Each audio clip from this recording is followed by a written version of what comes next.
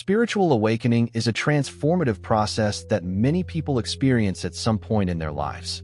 It's a moment of clarity when you realize that the life you've been living, driven by external expectations and societal norms, no longer feels authentic.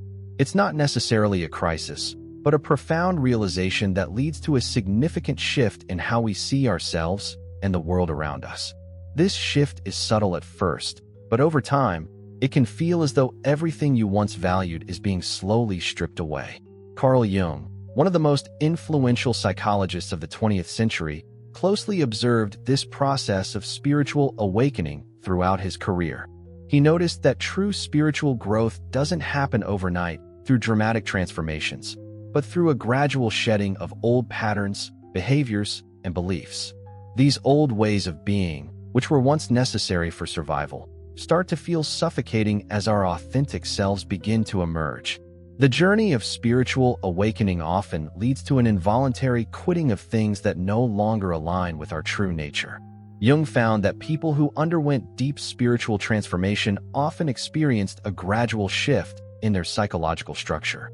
This shift is not a conscious decision. It's more like an allergic reaction to inauthenticity, a sudden discomfort when engaging in old habits or seeking external validation. Over time, this discomfort grows stronger, guiding the individual toward inner clarity and self-awareness. One of the first things that spiritual people begin to release is the desperate hunger for approval from others.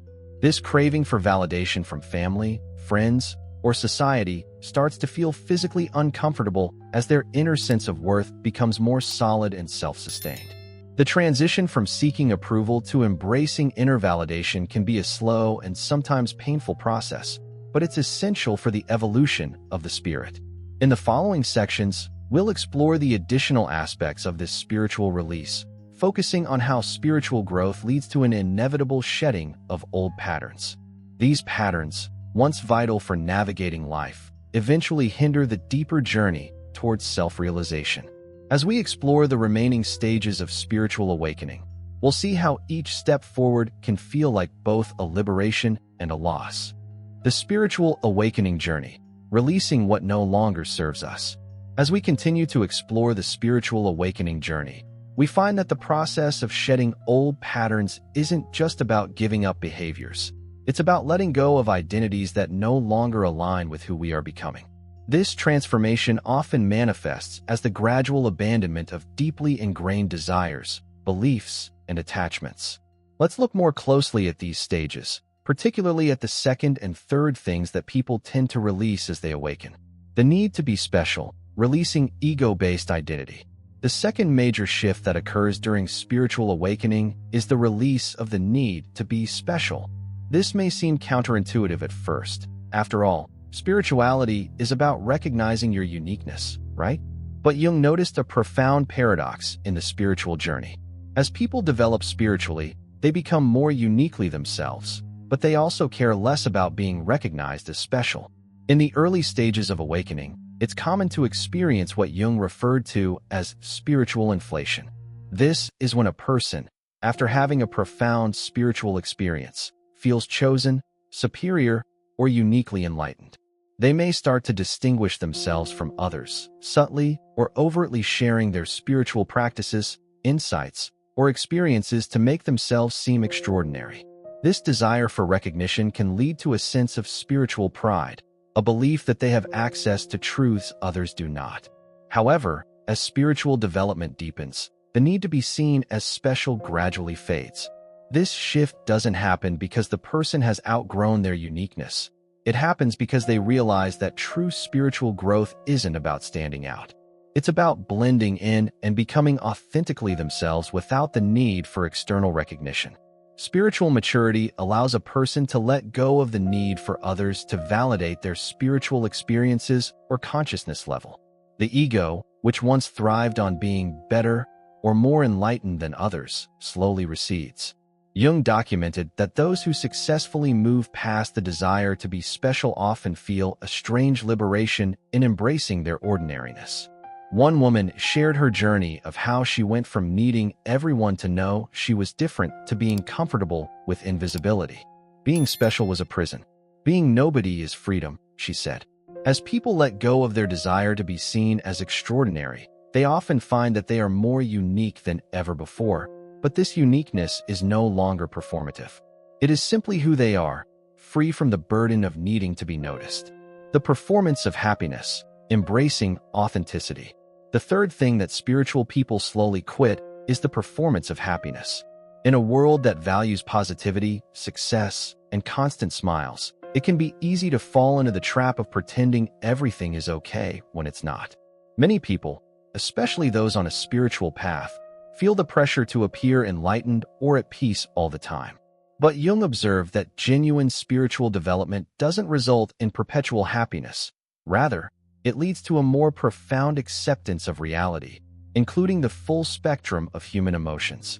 Jung's patients often described a phase where they could no longer maintain the facade of happiness.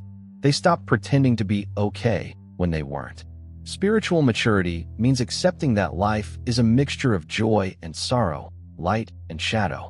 True spiritual growth is not about bypassing the difficulties of life or masking them with positive affirmations. It's about fully embodying all of life's experiences without judgment. For instance, a therapist Jung worked with had built her entire practice around the image of being the wise and enlightened healer. She was always calm, centered, and full of wisdom. But after the death of her son, she found herself unable to keep up the performance. She couldn't pretend to be the perfect, enlightened therapist anymore. Her tears, her grief, her vulnerability could no longer be hidden behind a mask of positivity. Jung watched as she came to realize that being truly spiritual meant embracing her humanity, not transcending it. I thought being spiritual meant transcending human pain. Now I realize it means embracing it, she told Jung. This shift is crucial for anyone on a path of spiritual awakening. It's about accepting the full range of human experience without trying to escape from it. When we let go of the need to constantly appear happy, we allow ourselves to truly experience the depth of our emotions, both the light and the dark. Spiritual growth, after all, is not about escaping life's challenges, but about fully living through them with authenticity. As we continue the exploration of the spiritual awakening journey, we come to two more crucial stages: releasing the need for certainty and letting go of blame. These stages are not only about behavioral shifts, but also involve deep psychological transformations. They are pivotal in the process of self-realization, allowing individuals to open up to a more expansive view of reality. The need for certainty, embracing the unknown. The fourth thing that spiritual people slowly quit is the desperate need for certainty. From an early age, many people are conditioned to seek answers, to understand how the world works, and to have clear definitions of who they are and what their purpose is. In a world that often values predictability, knowing the answers to life's big questions provides a sense of control and safety. However, spiritual awakening challenges this need for certainty and forces individuals to become comfortable with uncertainty. Jung observed that as people evolve spiritually, they begin to realize that certainty is not a requirement for truth. Instead of clinging to rigid beliefs and fixed ideas, they develop a deep sense of peace with the mystery of existence. This doesn't mean they lose the capacity to understand. Rather, they become aware that truth is ever-evolving, and it cannot be confined to any one set of beliefs or definitions. In fact, the more a person grows spiritually, the more they realize that truth isn't something you can capture or control, it's something that flows. Jung used the metaphor of a physicist who, after a profound spiritual awakening, found that the certainty he once had about the physical world was now in question. He told Jung, "I used to know how the universe worked. Now I realize I don't even know how my coffee cup works." This awakening wasn't about confusion, but about realizing that the mind's need for concrete answers was an illusion that kept them from experiencing the fullness of truth. For many, this shift is agonizing. The mind, which has spent years collecting certainties, now faces the collapse of those beliefs. However, as Jung observed, the process of giving up the need for certainty is ultimately liberating. It opens the individual to a deeper and more expansive understanding of life, allowing them to embrace paradoxes and contradictions without feeling the need to resolve them. This is the stage where the ego learns to let go of its grip on control and allows the mysteries of life to unfold naturally. Blame, letting go of the victim narrative. The fifth thing that highly spiritual people gradually quit is blame. Blame serves many psychological functions. It helps us make sense of our pain, preserves our sense of innocence, and gives us an identity as a victim. In the process of spiritual awakening, however, people begin to realize that holding on to blame only keeps them stuck in a state of victimhood. Jung noted that as people develop spiritually, they start to see how they are participants in the patterns that cause their suffering, rather than mere victims of external forces. This shift is deeply unsettling for the ego, which has often relied on blaming others to maintain a sense of righteousness. Letting go of blame doesn't mean excusing the wrongs that were done to us. It means taking responsibility for how we've unconsciously contributed to our own wounds. Jung observed this in many of his patients, including one woman who had suffered from an abusive childhood and a series of toxic relationships. At first, she couldn't imagine letting go of her anger or blaming others for the pain she had endured. But over time, she began to see how she had unconsciously chosen partners who would betray her in jobs that would discriminate against her. She came to understand that her suffering wasn't just a result of others' wrongdoings. It was part of a larger pattern in her life that she had unwittingly participated in. When she finally stopped blaming others, she said, "The day I stopped blaming was the day I became free. Not because others weren't wrong, they were, but because I finally saw that holding on to blame was my choice." This powerful realization allowed her to take back her power, not by denying the harm that had been done to her, but by recognizing her role in the patterns that kept her stuck. The process of quitting blame is often gradual and requires a great deal of emotional work. It involves moving through stages, first feeling anger and outrage at the unfairness of life, then recognizing patterns in our relationships and experiences, followed by taking full responsibility for our role in those patterns. Eventually, this leads to a profound sense of freedom, as we realize that we no longer need to be defined by our past or by the wrongs that were done to us. This journey of self-empowerment through releasing blame is transformative. It allows individuals to stop giving their power away to the actions of others and instead reclaim their agency in creating the life they want to live. Jung saw this shift as essential to spiritual maturity because it marks the point where individuals stop living in reaction to their past and start living in alignment with their true selves. The spiritual awakening journey, releasing what no longer serves us. As we conclude our exploration of the spiritual awakening process, we arrive at the final two stages: spiritual bypassing and isolation.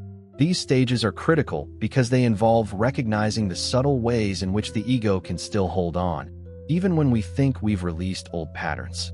But as Jung suggested, true spiritual growth is about integrating all aspects of ourselves, both the light and the shadow, without bypassing any part of our humanity. Spiritual bypassing, embracing both the human and the divine. Spiritual bypassing occurs when people use spiritual concepts, practices, or philosophies to avoid facing the more difficult aspects of their humanity.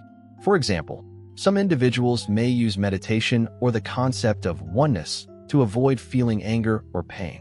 They may try to transcend their emotions or experiences instead of fully engaging with them. Jung observed this phenomenon frequently in spiritual communities.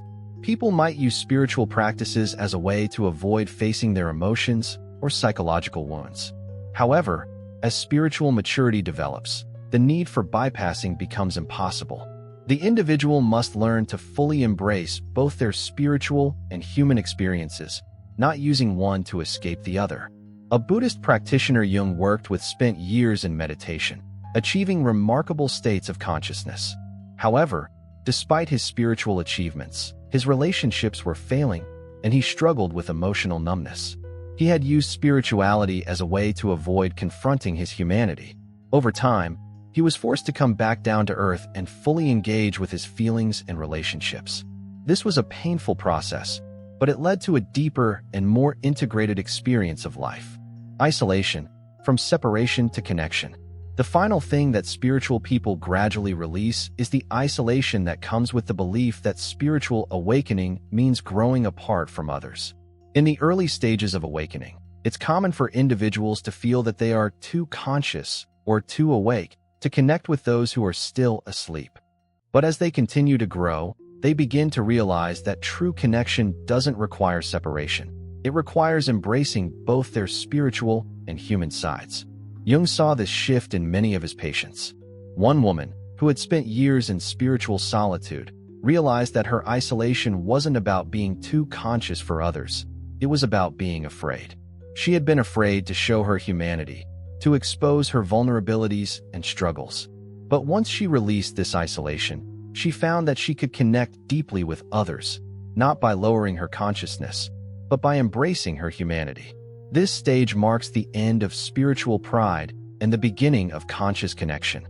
It's not about going back to unconscious social patterns, but about finding others who are also on the journey of awakening. True connection, according to Jung, is the ability to be fully present with others, without judgment, without superiority, and without the need to merge with them. It's the ability to love and connect while still remaining whole and complete in oneself. Conclusion: liberation through release. Jung's observations on spiritual awakening highlight that this journey is not about adding more to our lives, but about releasing what no longer serves us. As we quit the need for approval, specialness, happiness, performance, certainty, blame, spiritual bypassing, and isolation, we create space for a more authentic and liberated version of ourselves to emerge. Each release is not a loss, but a step toward greater freedom, authenticity, and connection. The journey is slow and often challenging, but it is also deeply transformative. Through each stage, we shed the old layers of our identity and beliefs, allowing our true selves to emerge. Jung's message is clear. Spiritual growth is not about becoming someone new. It's about quitting the person we were never meant to be.